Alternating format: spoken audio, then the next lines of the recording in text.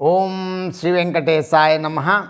मैं professor S Narayan Raju YouTube channel में आप सबका मैं स्वागत करता हूँ। संत गोस्वामी तुलसीदास जी द्वारा रचित श्री रामचरितमानस के लंका कांड से संबंधित आज और एक पद की व्याख्या अब मैं करने जा रहा हूँ।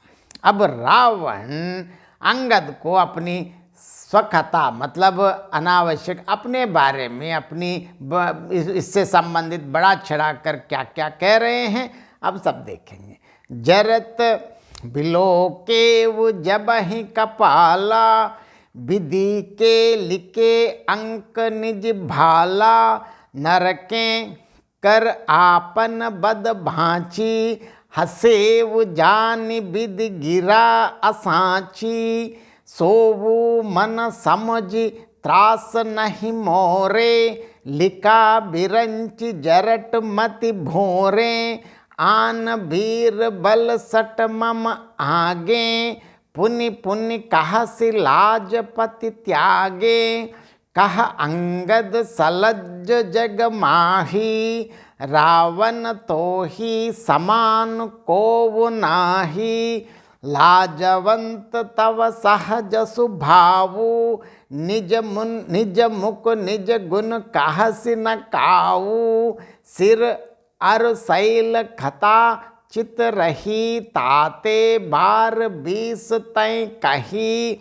सो भुजबल राखे हुर घाली, जीते हु सहस बाहु बलि बाली, सुन मतिमंद देहि अब पूरा, काटे शीस की होइव सूरा, इंद्र जाल कहूँ काहिव न बीरा, काटई निज कर सकल शरीरा, जरहि पतंग मोह बस भार बाहई कर बृंद, ते नहीं सूर कहा वही समुझ देख मतिमंद।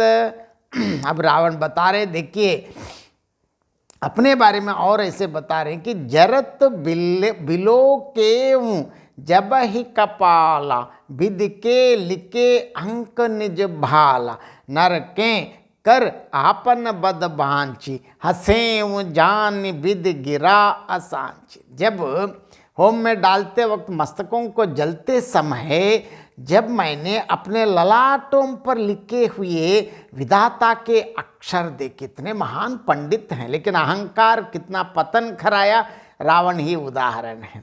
तब मनुष्य के हाथ से अपनी मृत्यु होना बांझ कर मतलब देख कर विधाता की वाणी असत्य जानकर मैं तो हंसा, मतलब ये तो कैसे हो सकता है, मनुष्य मुझको कैसे मार सकता है।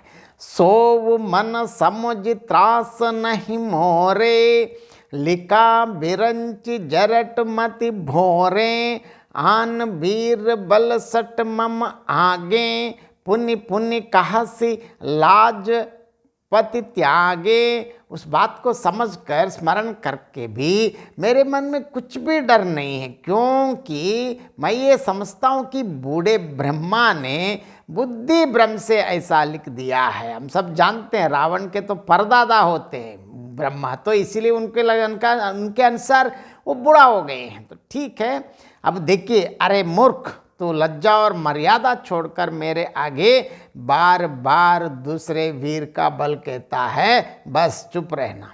कह अंगद सलज जग माही, रावण तो ही समान को नाही, लाजवंत तव सहज सुभावु, निज मुन मुख निज गुण कहसि न कावू। अंगद ने कहा, अरे रावण, तेरे समान लज्जावान जगत में कोई नहीं है। क्यों? अब देखिए व्यंग्य में ऐसे बता, लज्जाशीलता तो तेरा सहज स्वभाव ही है, तू अपने मुंह से अपने गुण कभी नहीं कहता। मतलब देखिए, अभी तक रावण अपने बारे में बता रहे कि अब उल्टा ये व्यंग्य में बता रहे कि आपको ही लज्जा नहीं है। सिर अर शैल कथा चित रही, ताते भार 20 तय कहीं, सो भुजबल राखे हुर घाली, जीते हु सहस बाहु बलि बाली। सिर काटने और कैलाश उठाने की कथा चित्त में तो चढ़ी हुई थी, इसी से बार बार तूने 20 बार यही कथा बता रहे हैं। भुजाओं के उस बल को तूने हृदय में ही छिप रखा है, क्योंकि तेरी भुजाओं के बल कितना है कि जिससे तूने सहस्त्रबाहु बलि और बाली को जीता था। मतलब व्यंग्य में, क्योंकि इन तीनों ने उनको क्या किया, इसके पहले के पदों में उन्हें चर्चा किया। सुनो मतिमंद देहि अब पूरा, काटे शीस के होई वो सूरा, इंद्र जाल कहूँ कहाई न बीरा, काटई निज कर सकल शरीरा। अरे मंदबुद्धि रावण सुनो, अब बसकर सिर काटने से भी क्या कोई शूरवीर हो सकता है? इंद्रजाल करने वाले, इंद्रजाल रचने वाले को वीर नहीं कहा जाता। क्यों? इंद्रजाल जो करता है वह अपने ही हाथों अपना सारा शरीर काट डालता है।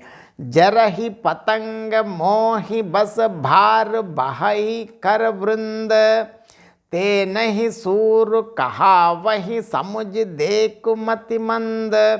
हे मंदबुद्धि सुनो, समझ यहाँ और देखे पतंग को देख लो, मोहवश आग में जल मरते हैं।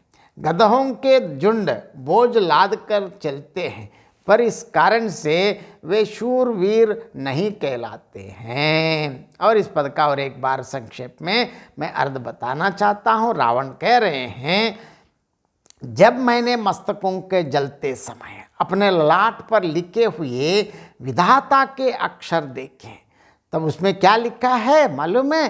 तब मनुष्य के हाथों अपना वध पढ़कर और विधाता की वाणी को असत्य जानकर मैं तो हंसा। उस बात को स्मरण करके भी मेरे मन में किंचित जरा भी डर नहीं है, क्योंकि मेरा ख्याल है कि बूढ़े ब्रह्मा ने बुद्धि भ्रम से ऐसा लिख दिया होगा। अरे शठ, तू लज्जा और मर्यादा त्याग कर मेरे सामने ही बार बार ऐसे दूसरे वीर का बल के बारे में प्रशंसा कर रहे हैं। इसके उत्तर में अंगद बता रहे, अरे रावण, अरे रावण, तेरे समान लज्जावान इस संसार में कोई भी नहीं है। क्योंकि व्यंग्य इतना देखिए, लज्जाशीलता तो तेरा सहज स्वभाव ही है। तू तो अपने मुंह से अपने गुण कभी कहता ही नहीं, क्योंकि अभी तक रावण ही अपने बारे में बता दिया। अब इसका उल्टा मतलब व्यंग्य में बता रहे, अरे सिर काटने और कैलाश उठाने की कथा बार बार बोलते रहते हैं, और 20-20 बार मतलब हमेशा बोलते, चर्वित चरणम कहते, मतलब ऐसे ही बोल रहे हैं। भुजाओं के उस बल को तू तो हृदय में ही रखा है। मतलब भूल गए हैं कि आप तो, आपके भुजा भी बहुत बलशाली हैं। क्यों?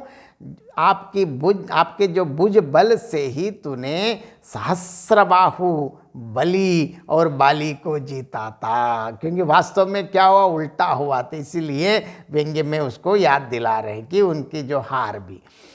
अरे मंदबुद्धि सुन, अब बस कर, मस्तकों के काटने से ही क्या कोई शूर हो जाता है क्या?